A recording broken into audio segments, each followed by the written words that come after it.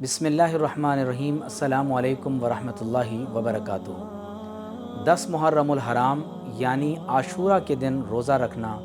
مستحب اور مسنون ہے۔ نبی کریم صلی اللہ علیہ وآلہ وسلم نے فرمایا کہ 9 ذی الحج یعنی عرفہ کے دن کا روزہ رکھنا 1 سال گزشتہ اور آئندہ آنے والے 1 سال کے گناہوں کو مٹا دیتا ہے، اور ارشاد فرمایا عاشورہ کے دن روزہ رکھنا یعنی 10 محرم الحرام کو روزہ رکھنا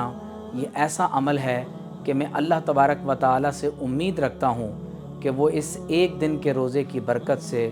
گزشتہ 1 سال کے گناہوں کو معاف فرما دے گا۔ اس حدیث کو امام مسلم رحمۃ اللہ علیہ نے روایت کیا ہے۔ نبی کریم صلی اللہ علیہ وآلہ وسلم نے رمضان المبارک کے روزوں کی فرضیت سے قبل تمام صحابہ کرام رضوان اللہ تعالی علیہم اجمعین کو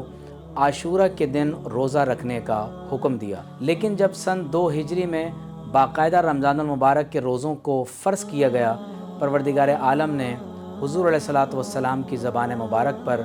یہ حکم ہمارے لیے جاری فرما دیا کہ اب عاشورہ کا روزہ فرض نہیں ہے۔ اگر کوئی عاشورہ کا روزہ رکھے گا تو اسے ثواب ملے گا، اور اگر کوئی اس روزے کو ترک کر دے گا تو وہ گناہ گار نہیں ہوگا۔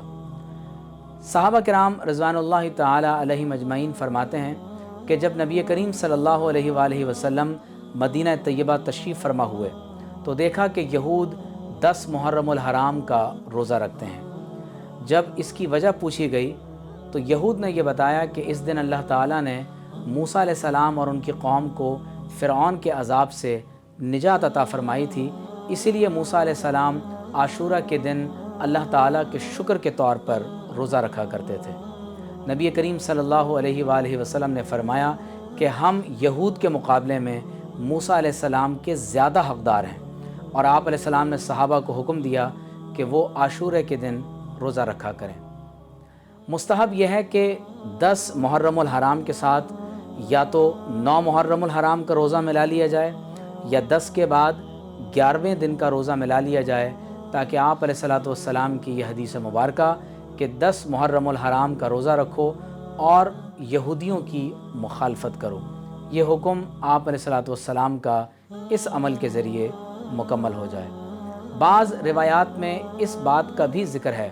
کہ جو خاص طور پر 10 محرم الحرام کے دن اپنے اہل و عیال پر خرچ کرے گا، اللہ تبارک و تعالی اس خرچ کرنے کا حساب و کتاب بندوں سے نہیں لے گا، اور اللہ رب کریم اس عمل کی برکت سے پورے سال آپ کے رزق میں بھی برکتیں پیدا فرمائے گا۔ اللہ رب کریم ہم سب کو عاشورہ کے دن روزہ رکھنے کی اور اللہ تبارک و تعالی کی عبادت کی توفیق عطا فرمائے۔ جمال الوجود بدين